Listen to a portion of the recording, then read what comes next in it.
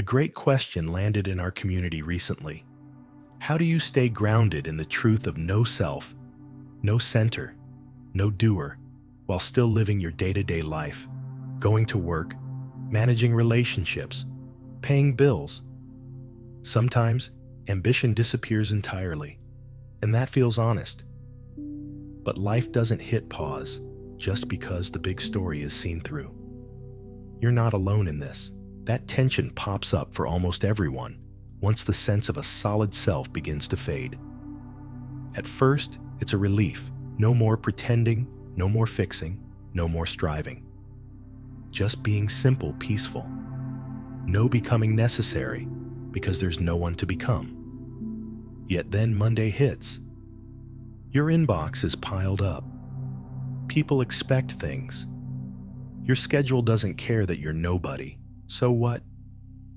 Now there's this moment when jumping back into all the roles feels off, like a betrayal of that deeper recognition.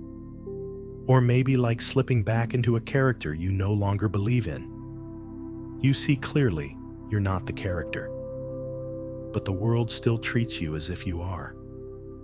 Often the instinct is to step away from everything, stop trying, stop pushing. And yeah, there's a quiet honesty to that, but eventually, life taps your shoulder again. The world doesn't wait.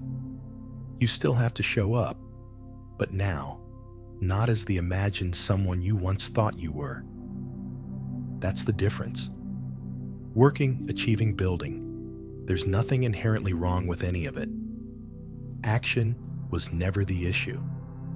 The problem always came from identification. The belief that you were the one doing it, that success or failure defined you. Take away that baggage and action becomes clean. Things move. There's no churning, no gripping, just life unfolding. But I know what your mind might say. Okay, but what about goals? What about motivation? No self means no reason to do anything right. But that question only makes sense from the perspective of the one who lived off goals, the one chasing something to become something to prove. Without that structure, it can feel like free fall. But here's what actually happens. You keep doing things. You reply to that email. You schedule that appointment. You go grocery shopping. You send the invoice. But none of it comes from lack. Not from that tight belief that you're the one who must fix your story. That story's gone. What remains is movement. Natural, effortless motion.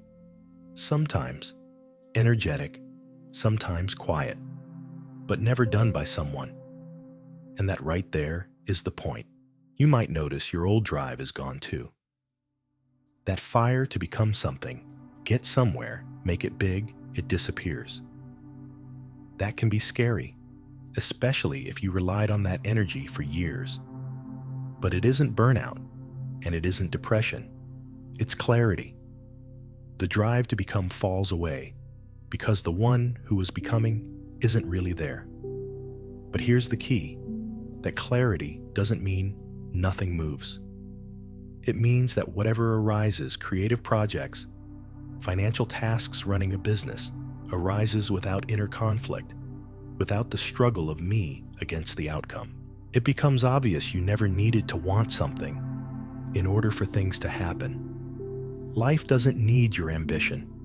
It doesn't need your expectations. It doesn't need your identity. It just moves. And here's the irony. Work can actually feel easier, cleaner, clearer. You're not trapped in overthinking, in guilt or comparison. You simply act, and it's done. There's no internal friction. Sometimes, truthfully, nothing happens at all. You lie down. You stare out the window, and nothing is pulling you. That's fine. It doesn't signal failure. It doesn't need fixing. It just means that in this moment, action isn't arising, and that's okay. So, should you keep working? Go after success? Sure. Why not? Nothing stops you. If life moves you toward a project, dive in. If a paycheck comes, spend it. If a role fits, play it well. Just don't make any of it define you. Let success be fine if it's not your identity. Let failure be fine if it's not your story. Ambition doesn't need to be rooted in lack or identity. It can come from the same source as stillness, the same openness. It's not a reaction to something missing. It's just what's arising. There's another layer that sneaks in, one people don't always talk about right away. It's not just about work or success or chasing goals. It's about the human stuff, relationships, bills, the world continuing as if you didn't just see through everything. You may have dropped your identity, but your landlord didn't. Neither did your parents, your friends, your partner, or your coworkers. So how do you stay true to what you've seen without turning into someone unrelatable, without becoming the person who seems off to everyone else? Because let's be real, once you've seen through the story, things like small talk start to feel hollow. Meetings can feel absurd. Talking about 5-year plans and promotion tracks feels like acting in a play you forgot your lines for. And for a time, it's tempting to just retreat, to stop speaking unless necessary, to leave the social world behind and live in silence, like a detox. And maybe that's needed for a while. Maybe the nervous system needs a break after all the years of performing. But eventually, life invites you back in. A conversation shows up. A new message lands in your inbox. The neighbor says hi. The world still moves, and you're not outside of it. You're not floating in some enlightened bubble. You're still a human, just not the story of a human anymore. So you re-enter the world, but now lighter. You talk. You laugh. You even argue sometimes. But there's no longer a self to defend. You're not trying to win. You're not clinging to your image. There's just presence, clarity, connection. It's not about being spiritual. It's about being natural. There's no performance to maintain anymore. Just clean, honest presence, moment to moment. But then comes this common confusion. People start mistaking the loss of ambition for a loss of vitality. Like if you're no longer obsessed with chasing things, maybe you've become passive. Like you're just drifting. That's a scary thought, especially in a culture that worships constant motion. But you're not drifting. You're simply no longer pretending to steer a boat that was never yours to begin with. That's what it means to live without clinging to identity. You're not gripping the wheel anymore. And surprisingly, you start to care more, not from desperation, but from clarity. You notice the moment. You listen more deeply. You show up more honestly. And nowhere is that more obvious than in relationships. Suddenly, you're not trying to be completed by someone else. You're not projecting roles or old wounds onto them. You're not playing the rescuer or the victim. You're just there, present, open, listening. This is where things get real. Because it's easy to feel free and peaceful when you're alone. But when you're with others, when old patterns are triggered, when buttons get pushed, that's when you find out if this clarity is genuine or just another concept. You're not expected to be perfect. You're still allowed to feel things. You'll still have reactions. But the question becomes, who is it happening to? Is it happening to me? The story of someone who needs to be right, or seen, or loved? Or is it just life moving through? Without that sticky reference point, emotions don't grab hold the way they used to. They move like weather. They pass. You don't have to suppress them. You don't need to fix anything. You just see them for what they are. There's no need to fake being beyond it all. That's just more ego in a spiritual mask. You're not owned by your feelings anymore. That's the shift. And that same freedom shows up in how you relate to money.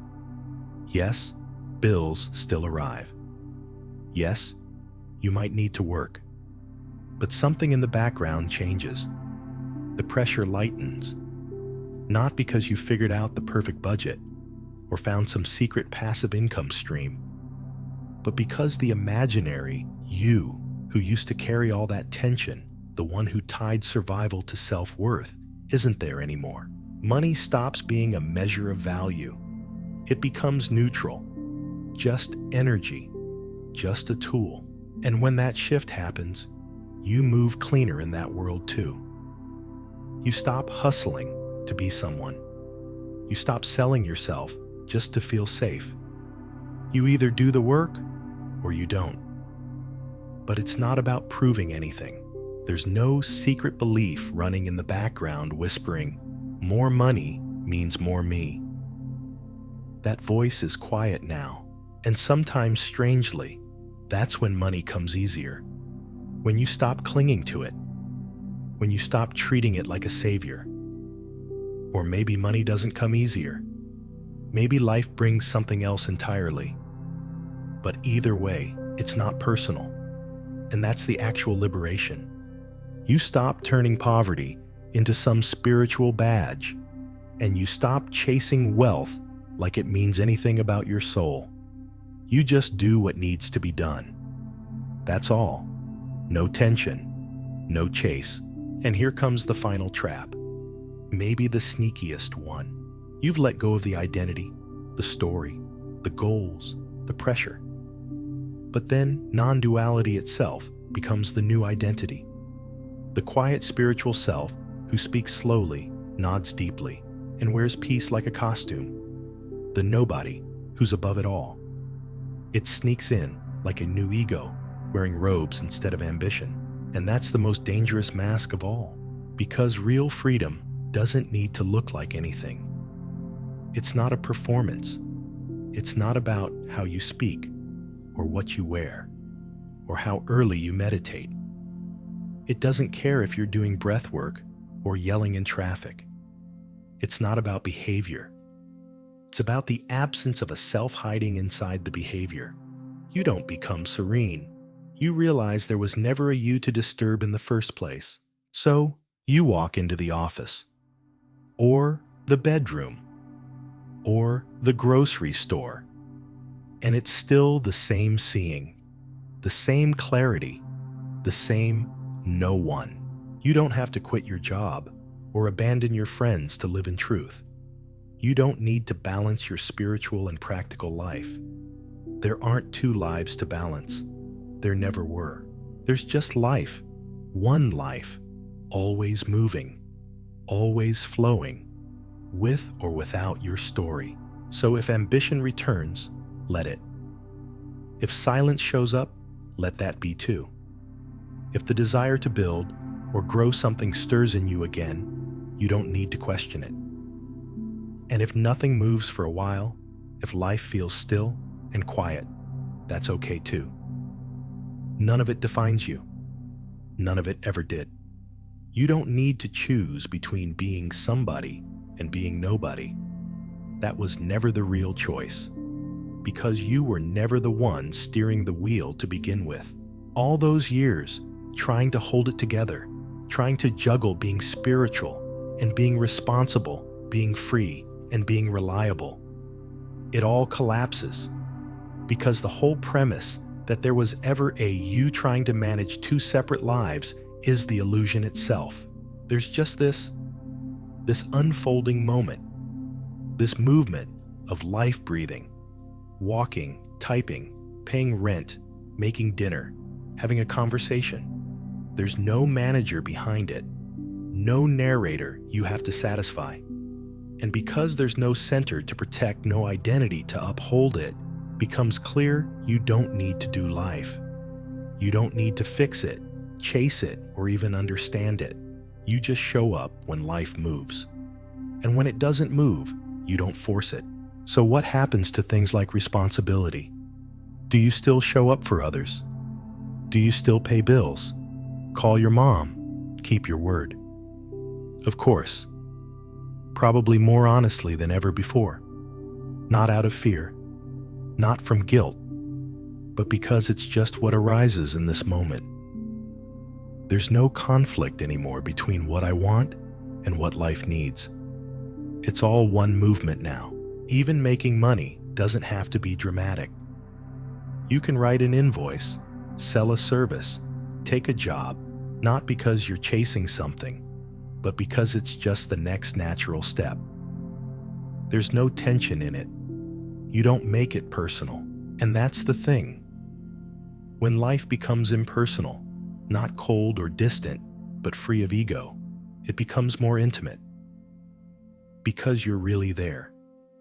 No performance, no filter, no silent story in the background, whispering, "This is who I am."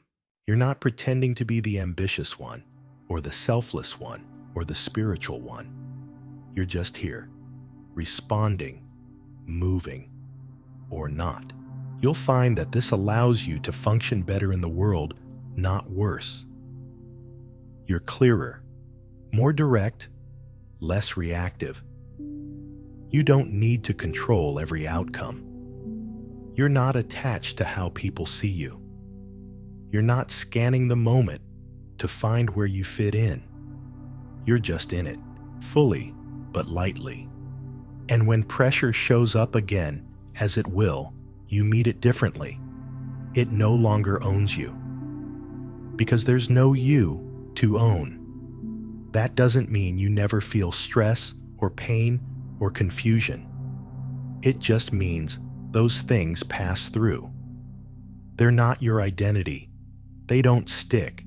You might find yourself pulled into a creative surge building, something launching, something dreaming up new possibilities, and it flows so naturally without resistance. Or maybe you find yourself resting, doing less than ever before, and it feels perfect. Both states are allowed now. You're not measuring yourself against some old yardstick. You're not trying to become a certain version of yourself anymore. You're just watching what life wants to do through this particular form. And sometimes, yes, that form has preferences. It still has tastes, desires, likes, and dislikes. But none of those mean anything about you. They're just weather passing through your sky. The old spiritual trap says, now that I've seen through the self, I should never want anything. I should just float like air. But that's just another performance, another rule, another self-image trying to sneak in the back door. Let desire show up. Let passion show up. Let opinions show up. Let tears, anger, joy, laughter all show up. Let them rise and fall like waves. Don't turn them into your mask, and don't resist them either. Just let them be what they are: natural, impermanent, empty of identity. And when someone says to you, "But how can you live like this? How can you just be and not try to control anything?" You might not have an answer, and you don't need one, because you're not trying to convince anyone. You're not trying to win a debate. You're not trying to explain your being. You're just being, and that's enough. You may notice that you no longer chase people to make them understand you. You don't need approval. You don't need validation. Not because you've hardened, but because the one who needed all that is gone. This opens up a whole new quality in how you connect. It's no longer about being seen, it's about seeing. You're no longer trying to get love, you're simply loving. Not as a strategy, not as a virtue, but as a quiet expression of the space you've become. And sometimes, loving looks like saying no, like walking away, like setting a boundary without drama. Because love now flows from clarity, not from fear or guilt or emotional debt. Even your inner dialogue softens. You don't hear as much judgment.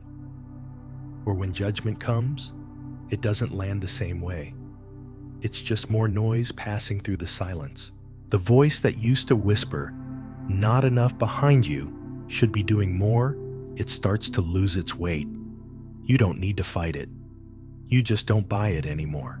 And that gives you something deeper than peace. It gives you rest. Not rest like a nap, but rest like relief, the deep exhale of realizing you were never the manager of all this to begin with. That life was never yours to carry. That it knows how to move just fine. You might even laugh gently at how long you tried to hold it all up, and at how quickly everything began working once you stopped. So how do you live both lives, the spiritual and the practical? You don't. That question only makes sense if you're still imagining yourself at the center of things, juggling two realities that were never separate. But that division, the spiritual life and the regular life, was just another idea. Another story told by the one who thought they were responsible for holding everything together. There's only life, one life, not two tracks to merge, not two roles to balance, just this. Breathing, walking, listening, doing the dishes, answering emails, resting, laughing, weeping. There's no you managing it all behind the scenes. No inner project manager constantly asking, am I doing it right? Or am I being spiritual enough? That's the illusion. That's what falls away. You can still have goals. You can still build things. You can still get excited about a project or a vision. You can still care deeply, but it all becomes lighter because the weight of needing those things to mean something about you is gone.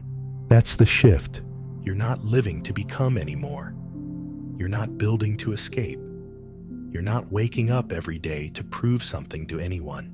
And the paradox, that's when you start to move with real freedom. That's when effort becomes graceful. That's when love flows more naturally.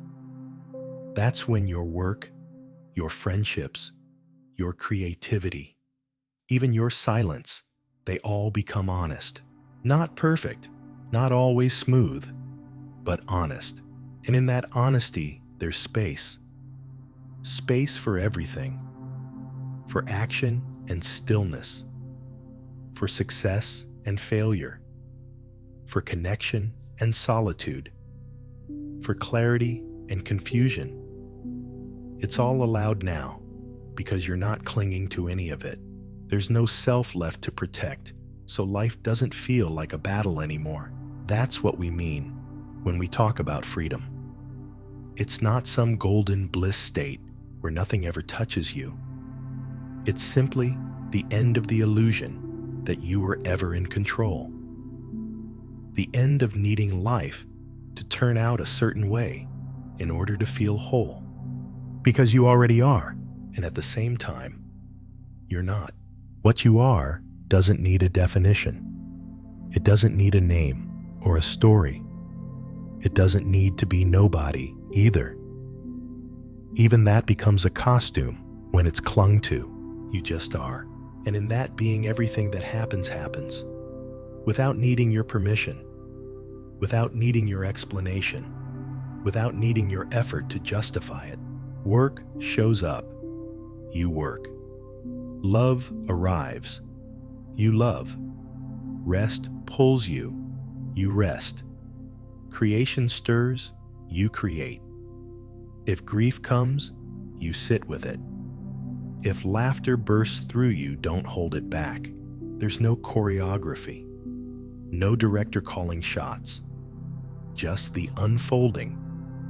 And you're not the lead actor anymore. You're the screen on which the movie plays. And strangely, that doesn't make life dull. It makes it brilliant, vivid, unfiltered, because now you're seeing clearly. Not through the lens of what does this mean about me, but simply what is. And yes, life will still throw things your way. You'll still face hard days. You'll still have old patterns rise up. You'll still forget sometimes. You'll still be human. But even the forgetting happens inside the space of this clarity. Even the slipping gets seen. And that seeing, gentle present, unhurried, is what remains steady through it all. So when you find yourself lying awake, wondering, how do I stay true to this and still function in the world? Remember that question comes from the story of a you who needs to do the balancing. But what if the balancing just happens on its own? What if you don't have to hold it all together anymore? What if you never did? Let that truth sink in, not just as a thought, but as a breath you don't need to control. As a wave you don't need to surf. As a flame that keeps burning even when no one's watching. Because underneath all your effort to be someone, to become someone, to hold your life together like a fragile house of cards, there was always this stillness, this space, this gentle knowing, this freedom. And now it's not something you need to reach for anymore. Because it's what's here. It's what's left when the story quiets. It's what remains when all the trying finally ends.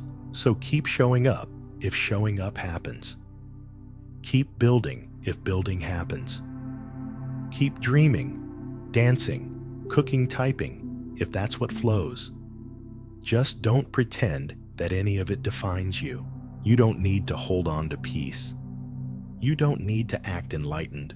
You don't need to reject the world or embrace it. You just need to let it be and let yourself be with it. Not from a place of withdrawal, but from a place so intimate, so simple, that even being with it stops meaning anything. There's no longer a gap between you and this moment, because you are this moment. You always were. There was never a second life to live, never a secret script to follow, just one unfolding, one thread of experience that doesn't belong to anyone, but still moves through everyone. So yes, pay your bills, make your art, answer your emails, sit with your family, walk in the sun, watch the clouds, laugh until your ribs ache, cry without holding back, speak without needing to be right, listen without needing to fix, and let it all pass through. Let every action be empty of self and full of life. Let success come. Let failure come.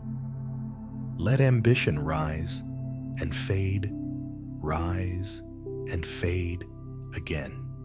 Nothing in it ever had the power to make you more. Nothing in it ever had the power to take anything away. And now you know, so breathe and live.